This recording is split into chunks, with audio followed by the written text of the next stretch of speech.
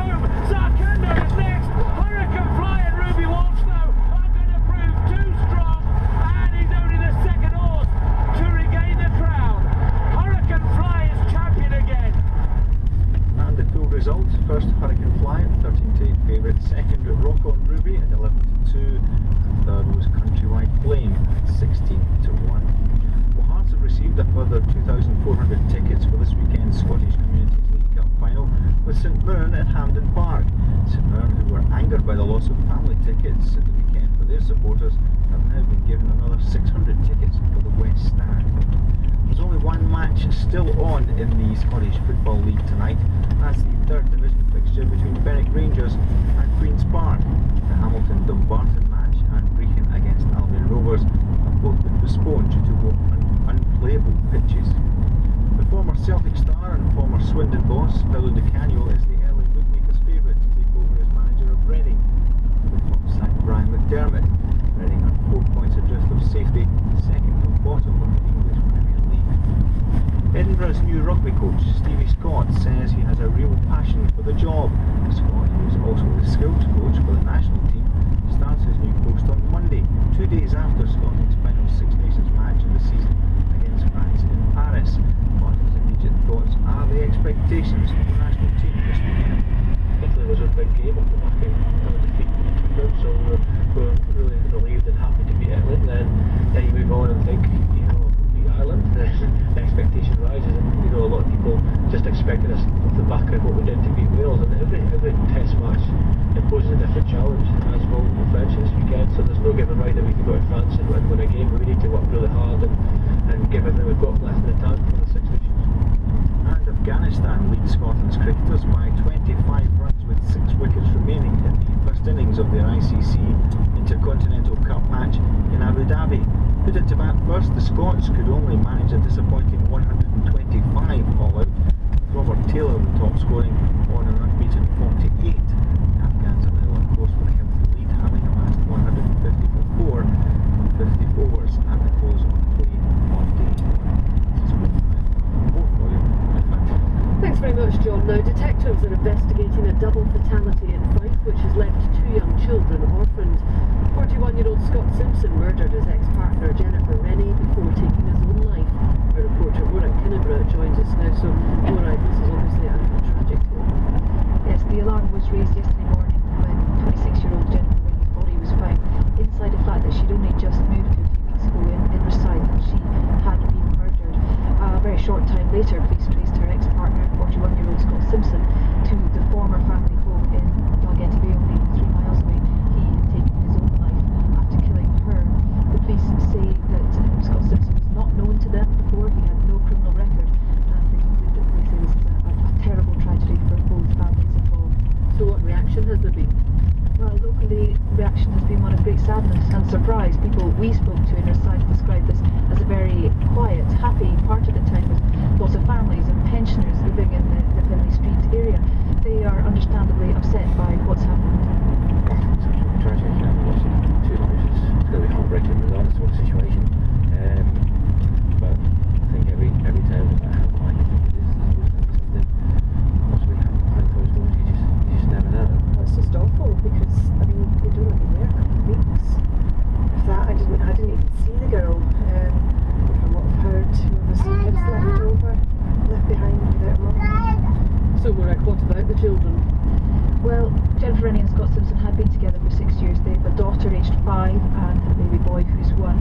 The children were in their mother's flat when she was murdered, but police stress they did not witness the attack. Neither child was harmed in any way, and they are both now being looked after by relatives. Okay, Maura Kinnebra, thank you. MPs have voted against proposals for a new levy on properties worth more than £2 million, the so-called mansion tax.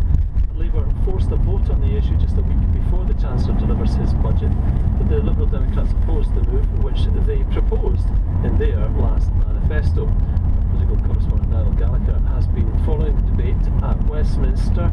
A disappointment for Labour now? Do you know, Bill, I think the Labour got exactly what they were looking for today. They wanted to put the Conservatives and the Liberal Democrats on what they think is the wrong side of this argument. Just a week until the budget, Labour proposing a mansion tax in contrast to what they call the bedroom tax, in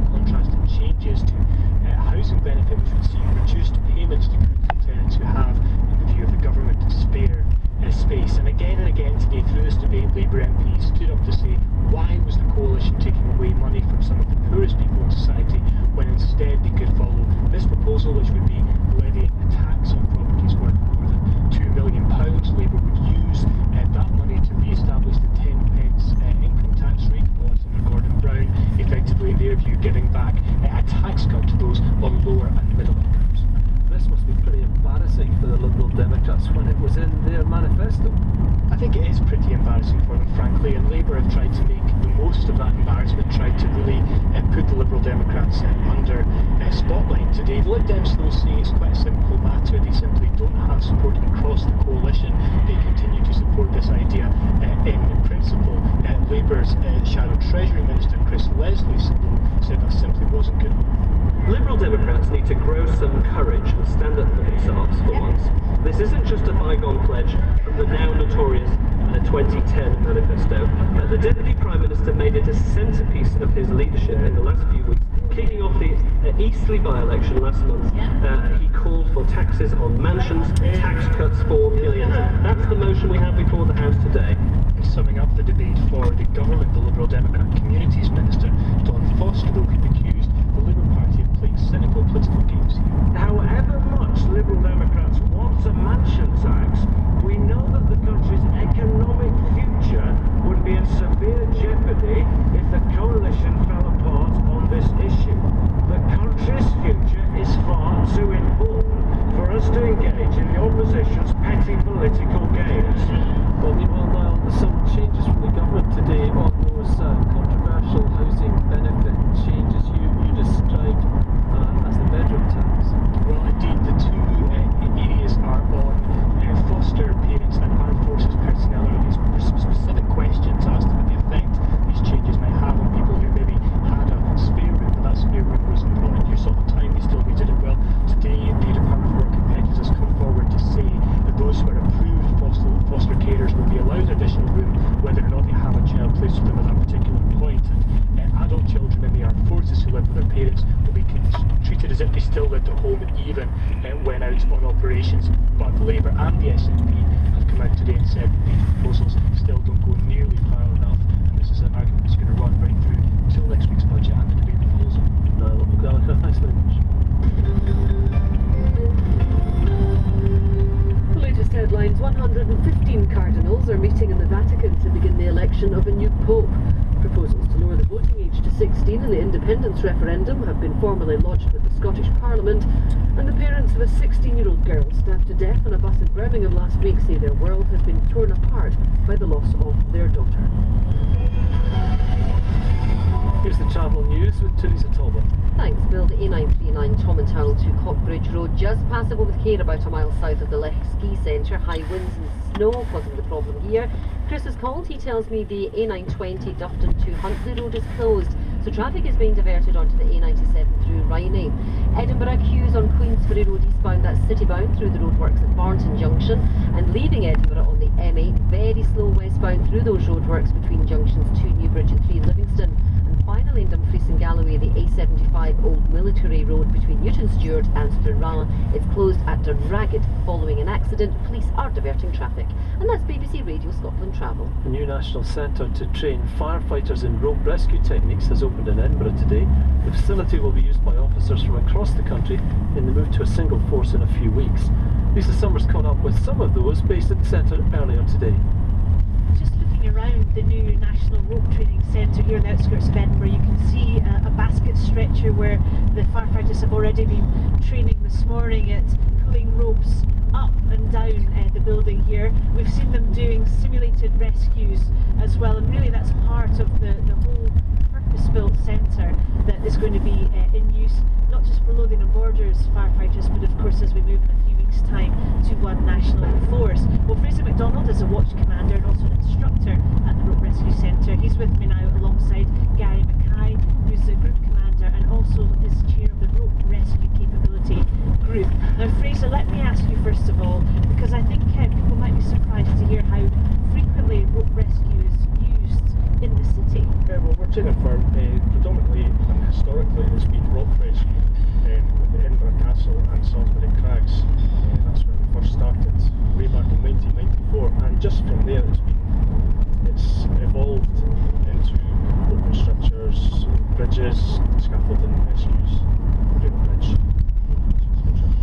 As I was saying, this facility was built for Lothian Borders, but it is going to be the new centre for the National Fire and Rescue Service. What advantages does it have to have the centre here, Gary?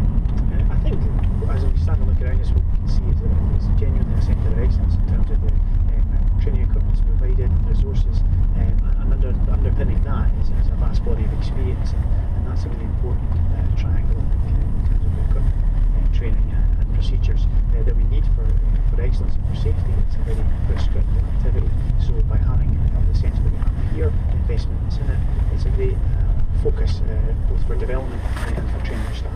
Gary, of course, many people